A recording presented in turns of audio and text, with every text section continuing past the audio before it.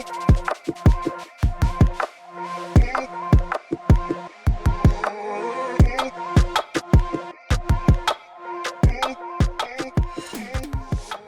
right, we are here with Mike Shaughnessy, a little bit of a Swiss Army knife. We got high school basketball coach, trainer, and AAU coach. Mike, thanks for being on the podcast. Thanks for having me. So I'm really excited to hear from you today because you have your foot in all those different areas. And I would love to hear, as someone who cares about the performance of teams, but has particular interest and experience developing players, how do you develop your philosophy towards training individuals? Well, it's definitely grown, or it has evolved over the years. You know, when I first got I've been in the player development business for a little over 10 years now. You know, so at first, you know, I was doing whatever I could to kind of try to accelerate my career as fast as I could. So whatever the trend was in terms of the, you know, because we're all on social media. At the time, you know, it was a lot of flash. You know, when I first got into it, a lot of the flash, using cones, using props, things like that. You know, I used that at first. And then I went to work at basketball camp. And I had a bunch of high school, college coaches come up to me. They'd seen my content, and they gave me a reality check, just saying, you know, if you're trying to coach, if you're trying to coach college at some point, or if you're just trying to have some level of respect in terms of being a player development coach, you need to find your own philosophy, something that works, something that you feel confident with in terms of just teaching the game. And they didn't feel like what I was doing was, you know, any coach, you know, that would want to send their players to me. Like, they felt like it wasn't the right style of training or whatever that would be. So that was like 2013, 2014. So after that, I just kind of did that was probably the best reality check that I ever got, because I got right into the scene. I did the props, all that stuff. I was just worried about, just like today, like gaining followers, gaining likes, things like that. And then I had, aside from that, the coaches told me, you know, that you should coach. You should coach before you get into training. So I got into just coaching middle school. I got into coaching girls JV basketball, and then I eventually went back to my alma mater and then coached college basketball that was 2 years. And then I coached Division III basketball for a total of 5 years.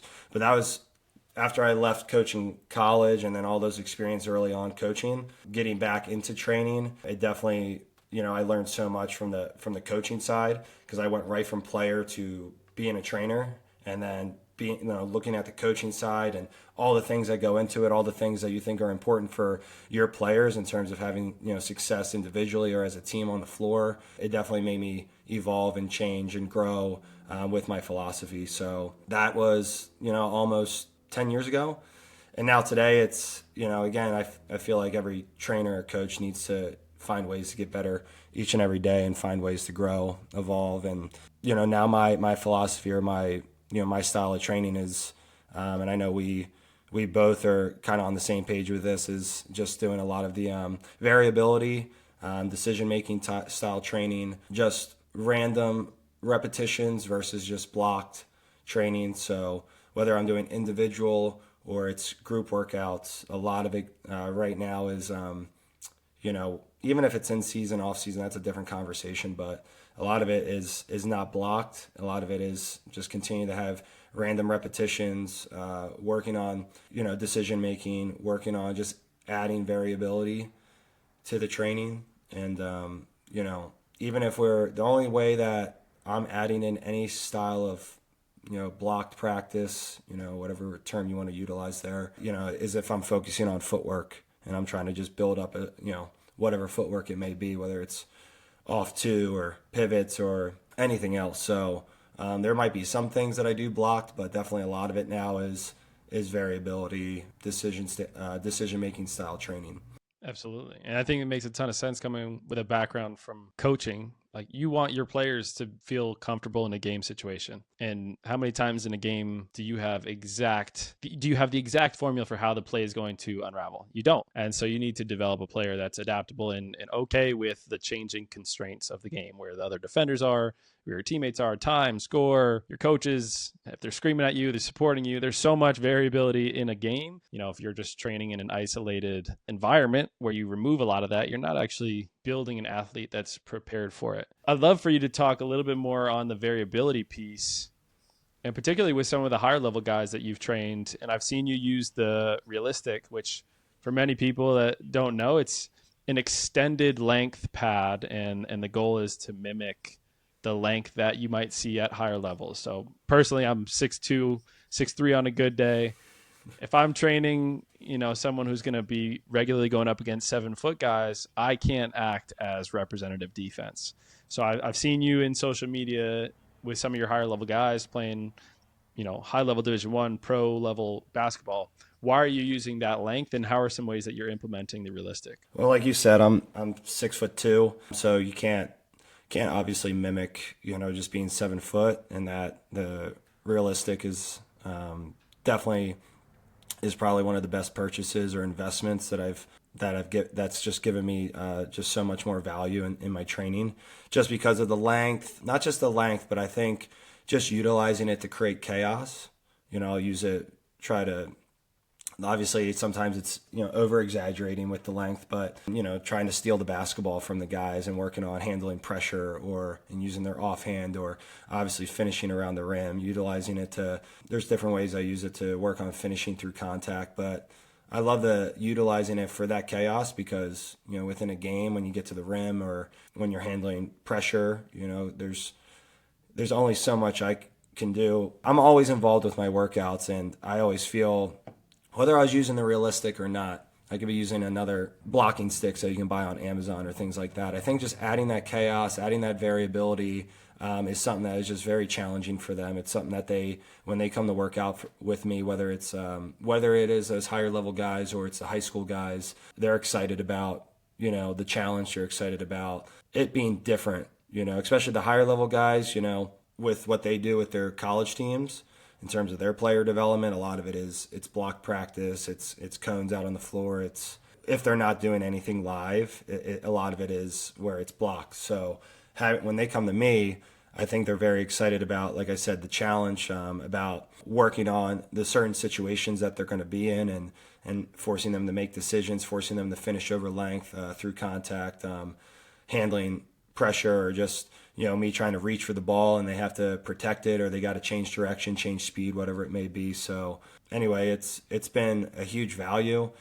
Obviously, the realistic versus, any of the blocking sticks you can buy on Amazon is like, it's definitely more beneficial for my higher level players versus like my high school kids. They don't always see that type of length, but Right. either way, it's a challenge. And if you're a basketball player and you love competition, and you love if you love a challenge, you love where, you might get blocked 3 times in a row, like you're going to want to get back up and, try to dunk on me, or try to finish strong at the rim. And it's been a lot of fun since I purchased it. And guys have gotten a lot better. It's definitely been very beneficial.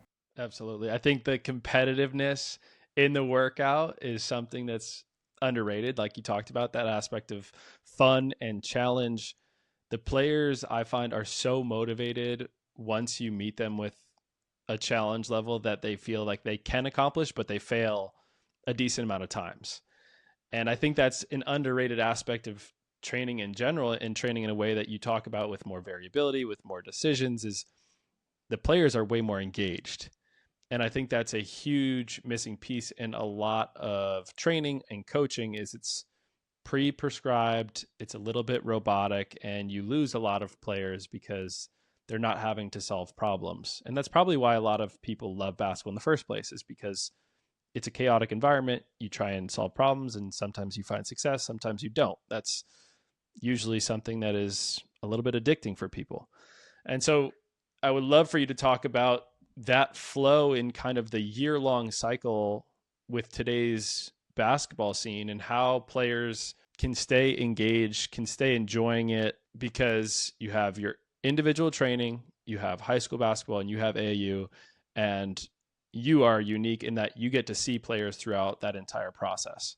So could you talk about how players can stay engaged and put themselves in the best frame of mind to succeed in all 3 arenas around the year? Yeah, so it's a good question. I think for, you got to have a lot of passion for it. I think you got to be a type of player that, just wants to constantly get better. You got to have that work ethic, but And you also got to be that type of player where you're process driven. You're not worried about just the outside things. You're focused on just trying to get in the gym, get better every day. You want to get better with adding film, watching film and things like that, in terms of staying engaged and getting better. There's obviously things you have to do as a player, especially when if you're just doing basketball, where you're going from your off season to high school, and then you're going basically back in your off season, but you add in AAU. I always try to encourage my players, coaching, even as a high school coach, once the season finishes,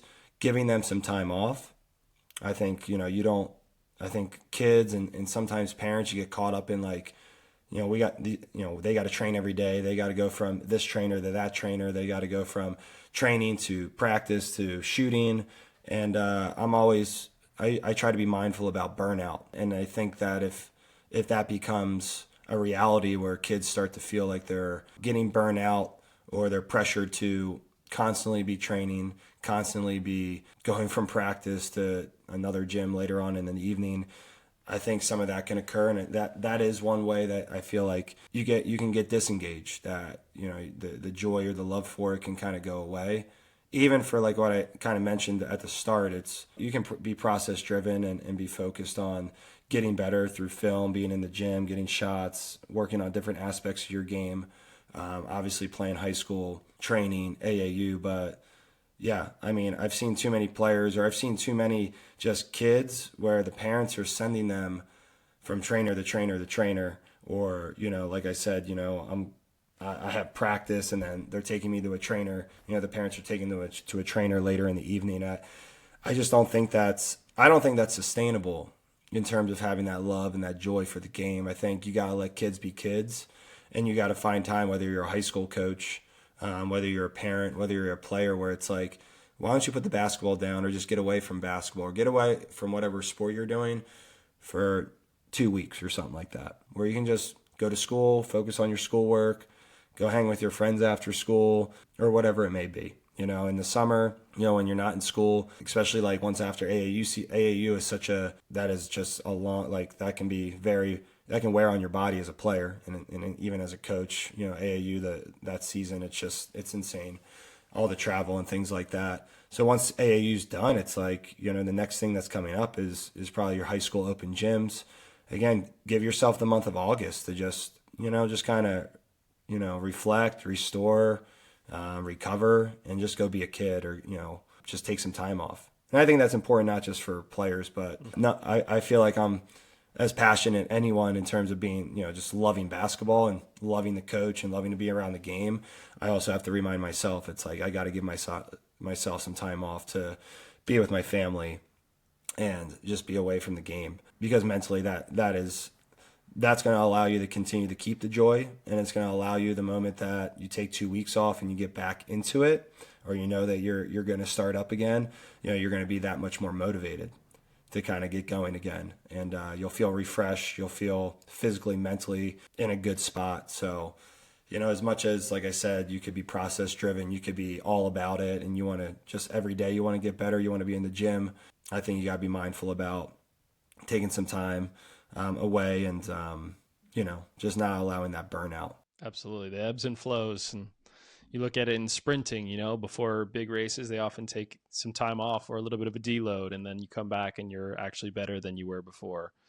And I think that can be applied in many ways to basketball, and in many things to life.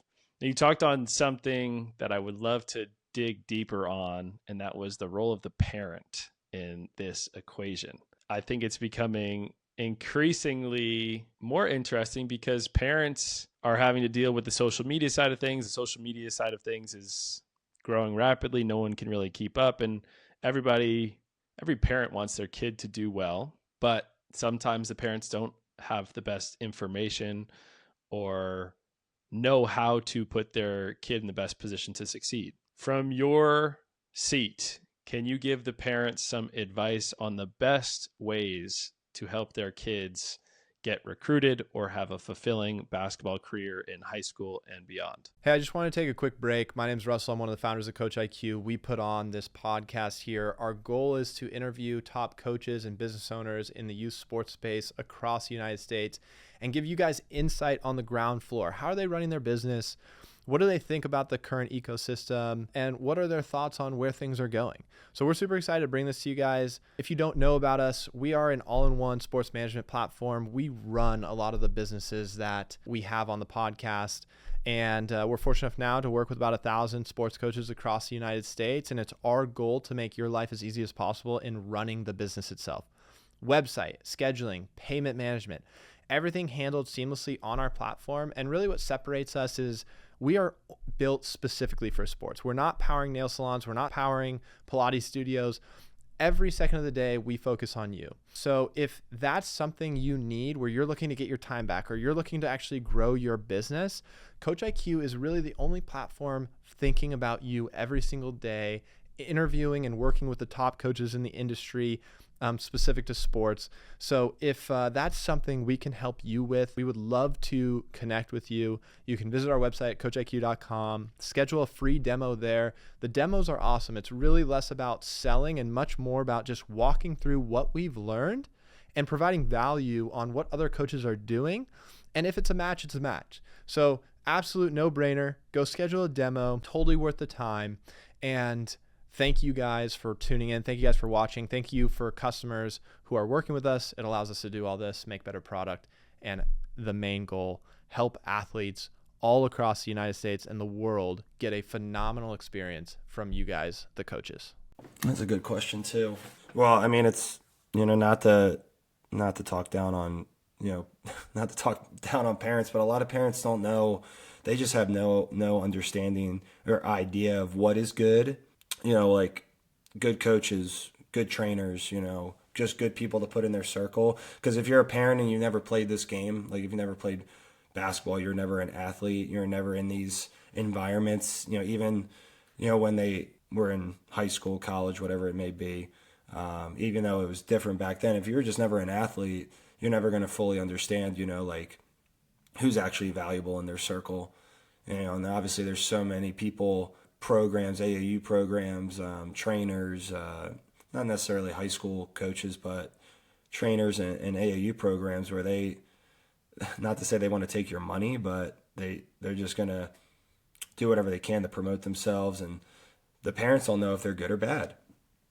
They don't. So, I think if I'm a parent that doesn't fully have that awareness, doesn't have that understanding, never had that background, then I would try to reach out to parents in your circle or parents in the area. If your kids are playing, I'm sure you're around plenty of other parents, like get feedback from them, who's their son working with, who's their daughter working with, and try to find, the best people possible to put your kids around. Because I think having a small circle of people that are high class or high level people is important, especially like you mentioned, if you're trying to get recruited, you're trying to get better.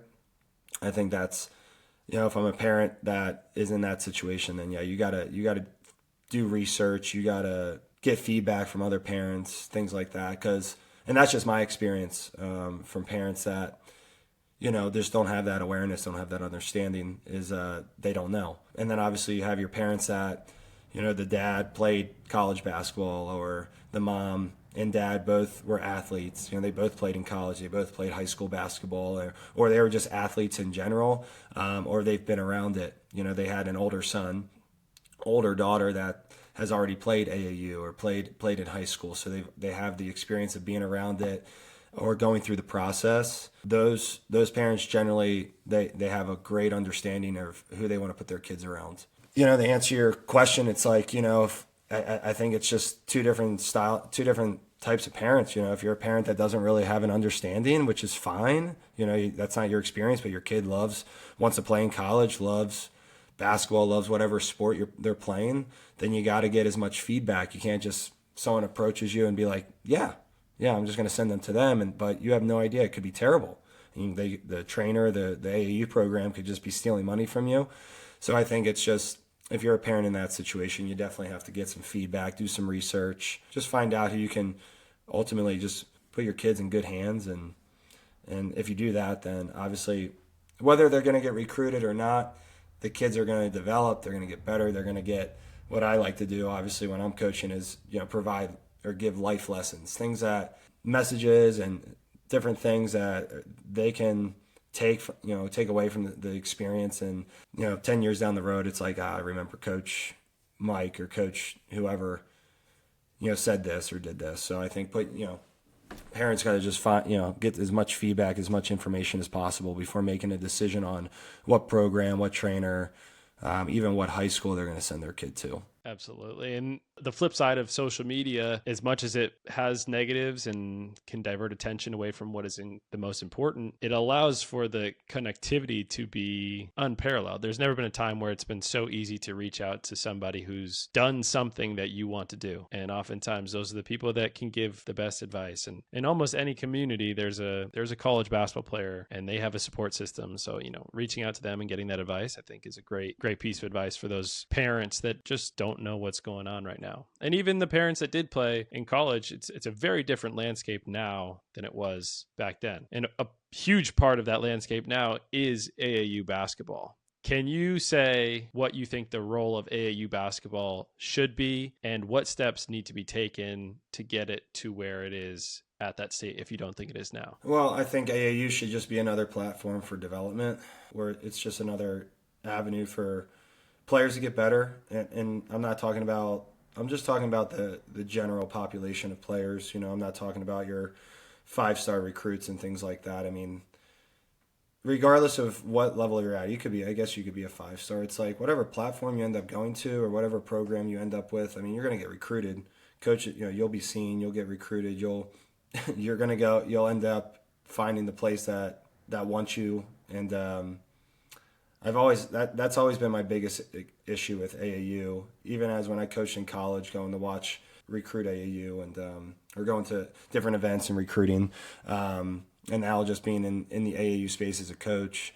It's just another avenue for development. It's obviously there's so much more that goes into it. There's branding. There's opportunities for these high school kids, especially the higher level ones, to get NIL and stuff like that or learn more about it.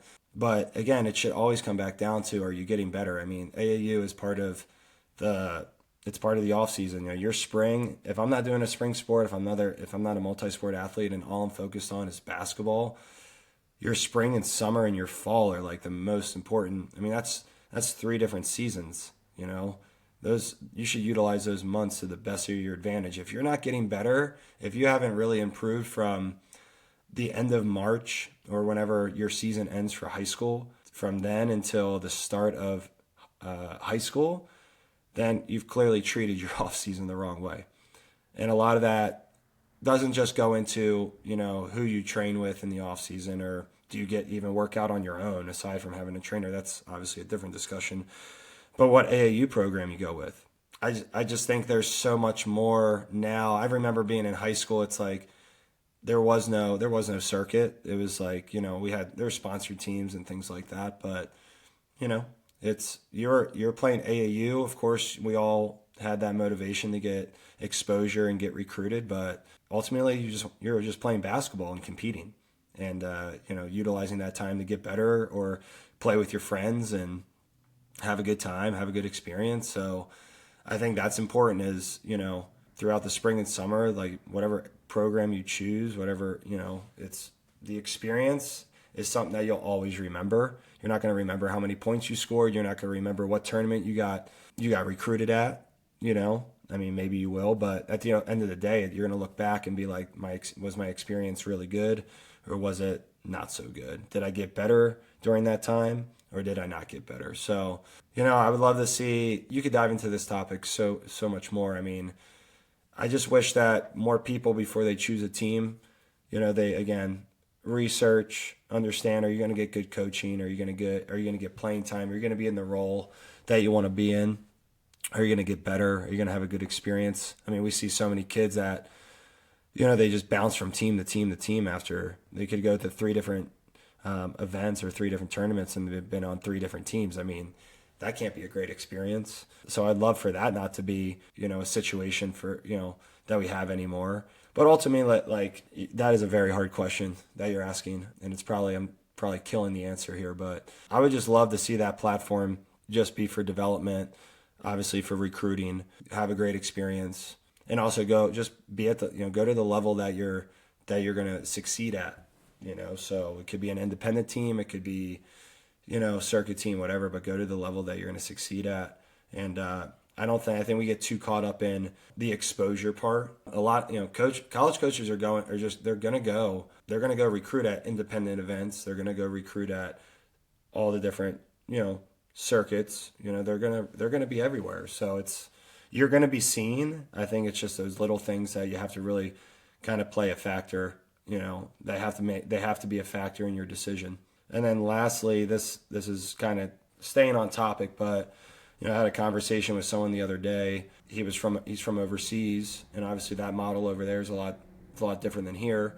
I just would love there to be more consistency with the development here in our country, like it is overseas. You go to, it could be anywhere in Europe. If I'm 14 years old and I'm placed on, this team, the development's going to be a certain way, the coaching's going to be a certain way, and then the moment I turn 15, 16, 17, you're hearing the same messages, you're getting the same style of training, you're getting the same style of coaching.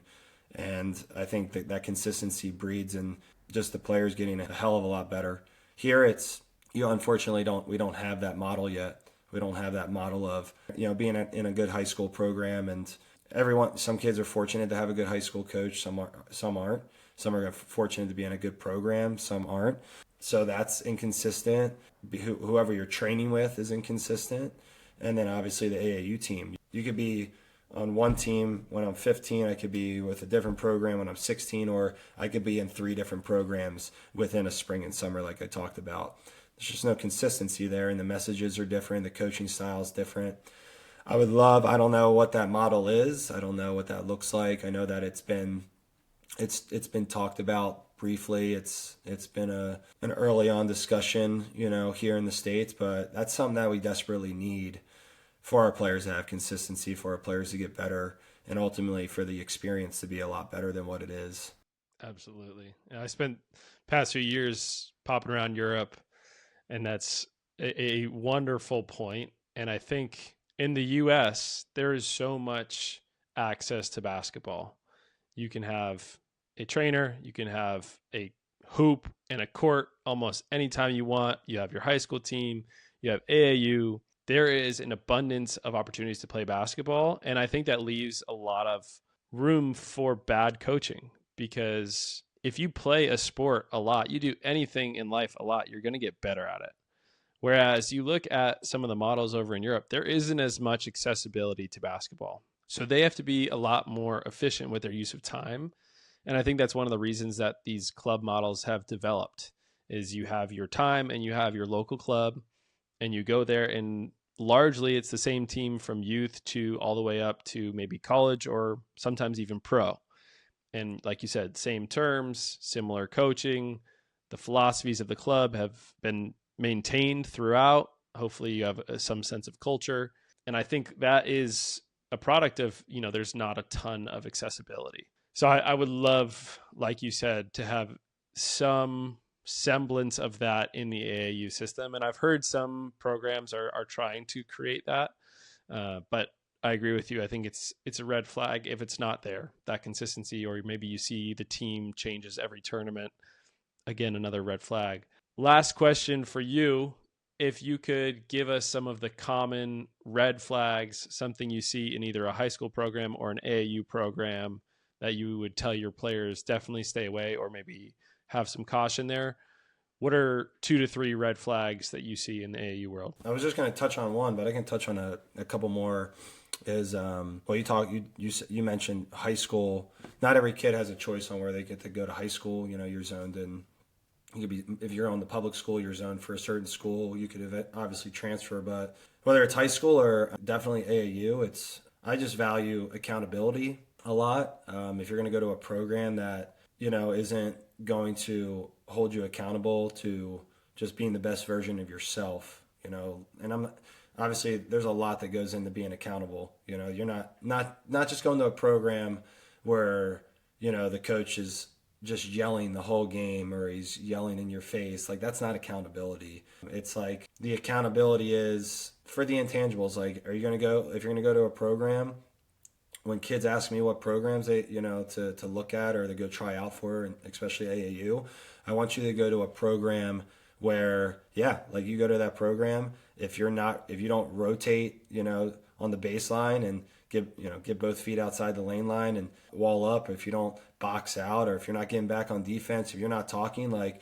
the coach he's going to let you know about it, or he's going to sub you out and hold you accountable for, and let you know, like, you got to box out, you got to talk, you got to do this, So that's the type of accountability that talk to my players, or not just my players, but a lot of parents as well. Like, you should go to this program because they're going to hold you accountable. They're going to hold you accountable to the defensive side, the offensive side, to just overall just trying to help you be better as a basketball player, but also, like, all the intangibles that go into the game. Those are all things that eventually lead to having success in life too. The multiple effort, the energy, the passion, obviously communicating, all that stuff, but just being a good teammate overall. So I always try to tell my players, like, find a program that's, where the coaches or the program has coaches that are going to hold you accountable. And that's something that I value just as a coach. Obviously, the style of play, I would say, is another one that you want to look at. Are you going to go to a program that run a certain style of offense, regardless of the personnel? And it's either you fit that offense, or whatever. It's just not going to work for you.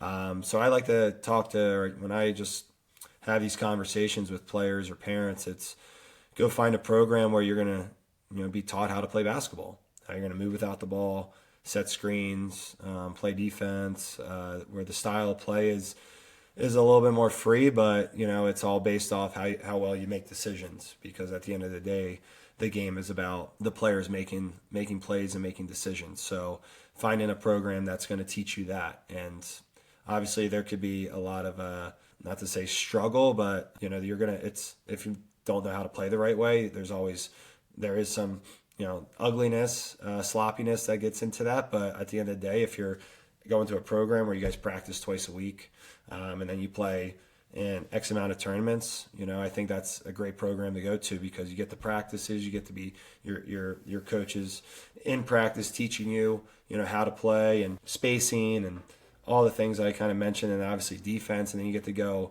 in the tournaments and work on that stuff. I mean, that's how you get better. That's definitely that's going to help you be consistent and get better as a player. I guess for a third one, I would say I don't know. Definitely giving you two. I'm not sure about a third one. I mean, honestly, I think 2 for many people is more than most people go into that process thinking about. Like you said, accountability is huge, especially in AAU. I think it gets this rep that it's a sloppier style of basketball. And I would say, you know what, Mitch, I would say for a third one, if I'm a parent, maybe not necessarily a player, but if I'm a parent, just overall organization of the program, like the AAU program or the organization, just the overall, sure. just, are they well organized? Are they the program that's, they're getting you the schedule? It's so hard to get a schedule together, right away. But you don't want to be that. You don't want to go to a program. I've been around a lot of parents where it's like you go to a program and they're not giving you the tournament starts on a Saturday, and you're not getting the schedule to until that same Wednesday. And it's like, we all know parents, and they love the schedule, which is, I totally get it. Now being a parent of 2, scheduling is very important. So if you're going to a program where you're not getting the schedule until 2 days before you have to travel 2 hours, 3 hours somewhere, I mean, not to say that's the program's fault. Sometimes that's the tournament, and that's the tournament director's fault. But if that could be one thing that can definitely be frustrating. Just organization of practices. Like, does the AAU program have a facility? Are they bouncing around from location to location for practice? Are they not able to give you a consistent schedule for practices, or at least like a just an overall schedule for even the spring and summer. Like, hey, these are the tournaments that we're going to be in for the spring, and these are the tournaments that we're going to be in, for the summer, right? Because obviously, if you're not playing for a circuit team, then the parents are, they're paying their way, or the players are paying their way to these tournaments. So I think finding an organization that is going to give you a schedule, they're going to be well organized in terms of communication via email. They're going to let you know, hey, this is how much it is for the spring, this is how much you have to pay for the summer, and they put it all in the writing. If I'm a parent, then that's obviously something that you're going to want to value. If you're going to a program that's not, or you're looking at programs that aren't very savvy in terms of the business side, or they're not organized, then that will be, and you do end up choosing that program, it's just going to be frustrating. You're going to be scratching your head a lot, and it's going to be a lot of stress for the parents. So aside from some of the basketball things, I think that's definitely a huge one as well, for the parents to look at. I think all that culminates into a positive experience that for the majority of players is really important to be seen, and to be seen in the best light, because you're always going to have those special players that are clearly Division I level players. They're going to make a lot of money with NIL. You stick them on any team, they're going to show out. But there are also a ton of players that are playing at high levels of college that are better in a system. They're better when there's organization. They're better when everybody's on the same page, and then they can help make others better. And I think those three things that you talk about are really, really important for that type of player, because the reality is there are more of that type of player than there are the studs that will be good no matter what. So, Mike, last thing that I want to leave everybody with is the ability to connect with you. What's the best way to get in touch with you, or ask you a question if you want to hear more? Yeah, I'm on Twitter and Instagram at mshaughnessy11 for anyone that wants to send me a message. Sorry, it's not Twitter anymore, it's X. So X, mshaughnessy11, and Instagram, mshaughnessy11. And then my email is mshaughnessy11@gmail.com. Awesome. Thank you so much for coming on, dropping a bunch of nuggets. I think we gave good advice for parents, players, and trainers, which was the goal. Thank you, Mike. Thanks for having me. Really appreciate it.